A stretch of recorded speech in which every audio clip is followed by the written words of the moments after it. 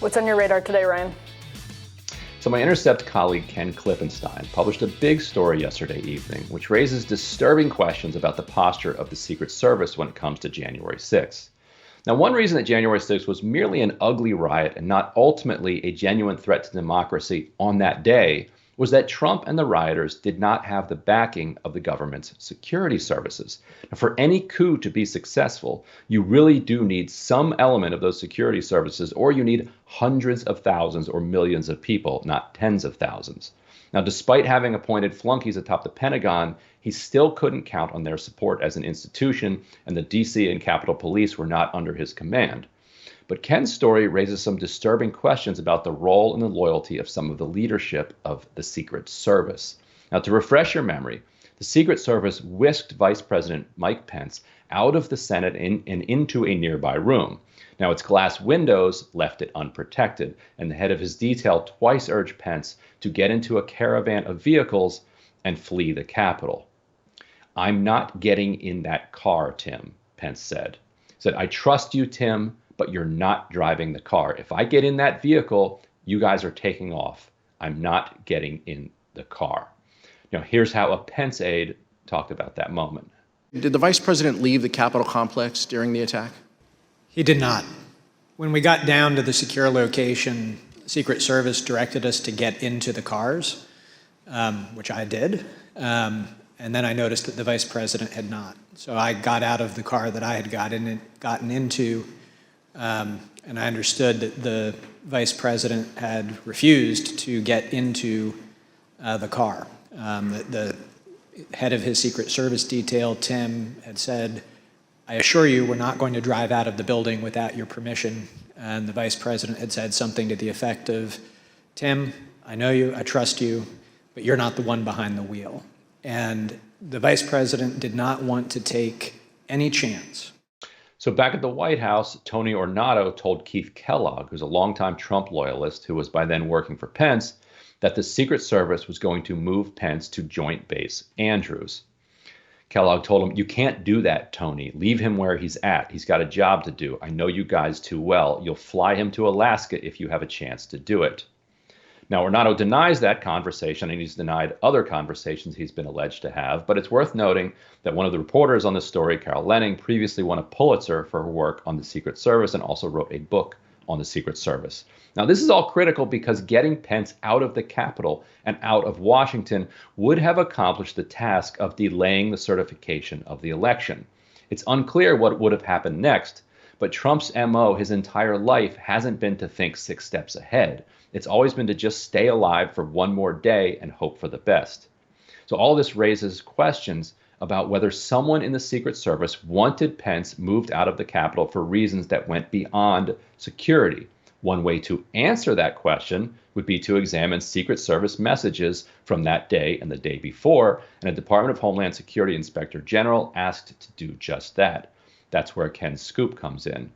It turns out that the Secret Service erased text messages from January 5th and January 6th, 2021, according to a letter given to the January 6th committee and reviewed by Ken. The Secret Service claims that the text messages were lost as a result of a, quote, device replacement program. But the letter says the erasure took place after oversight officials requested the agency's electronic communications. And they also said, Emily, that even if they still had them, they wouldn't necessarily be able to turn them over to them. So when you hear this explanation that they reached out, they said, send us the messages that you guys swapped back and forth January 5th and 6th. And then later they write back and say, well, actually, after you asked for those, the darndest thing happened. A device replacement program wiped out the text messages from those particular days. What do you think? What's the smell test tell you here?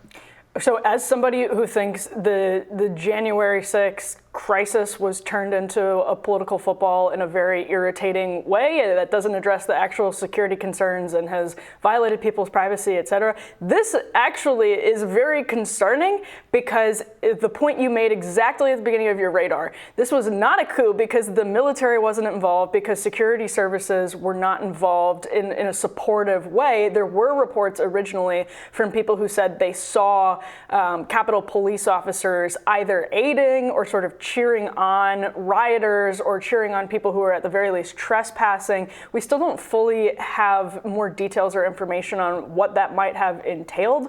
And we still don't really know about some doors that were opened. And this, I think, is particularly interesting in that light. Now, that's not to say I think there was any coordinated effort by the Secret Service or the military to aid a coup. I don't think that's the case at all. I do suspect that probably in this situation, Secret Service has some messages that were ranging from maybe supportive to joking or just unflattering. And I don't mean supportive in like a formal sense. I just mean basically like pro-Trump, something like that, and they're unflattering to the point where they don't want the public to see them now that this has been treated, as Steve Schmidt says, as something that is worse than 9/11. When you have people who are paid cable news talking heads saying that was worse than 9/11, yeah, you don't want any sort of unflattering messages to end up in the public. So I'm sure that this is a nonsense excuse, or I'm guessing it's a nonsense excuse, I should say. It sure sounds like one,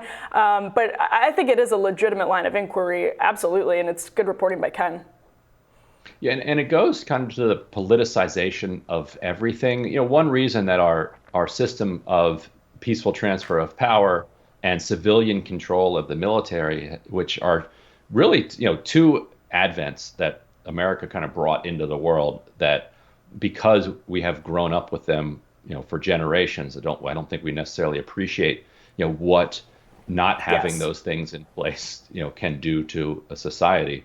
They've held up, you know, culturally, because these institutions have really held themselves apart from politics. But something about the way that politics has now become intertwined with culture has allowed it to basically seep into every institution across the country. And once that completely takes over, both, you know, the military and then the security services underneath them, and you've already seen it in ICE, for instance. Like, you know, ICE has become thoroughly politicized. There was that scandal where there was a Facebook group with thousands of ICE officers, including like very top leaders, just saying the most like egregiously disgusting, like wretched stuff about, say, like Ocasio-Cortez or even, and you know, I think this is pre-Biden, but it would be Biden today. You know, just, you know, extremely partisan in a way that if you had tried to do that in the 90s, your colleagues, let alone your superiors, would have said, no, like we have a job to do. You know, we're here to protect and serve. And I feel like that's eroding as cultural politics are just are just dominating every institution. Yeah, and what's frustrating is the media's role in this, because it's totally shifted the incentives for politicians. So instead of the incentives being on Republicans, for instance, this is a good, like actually January 6th is a really good example. For the incentives on Republicans to say, like Ben Sass said, that Donald Trump is, quote, playing with fire. Sass said that after January 6th. I mean, he was against the sort of stop the steal nonsense from the beginning. But after January 6th, he said Donald Trump was playing with fire.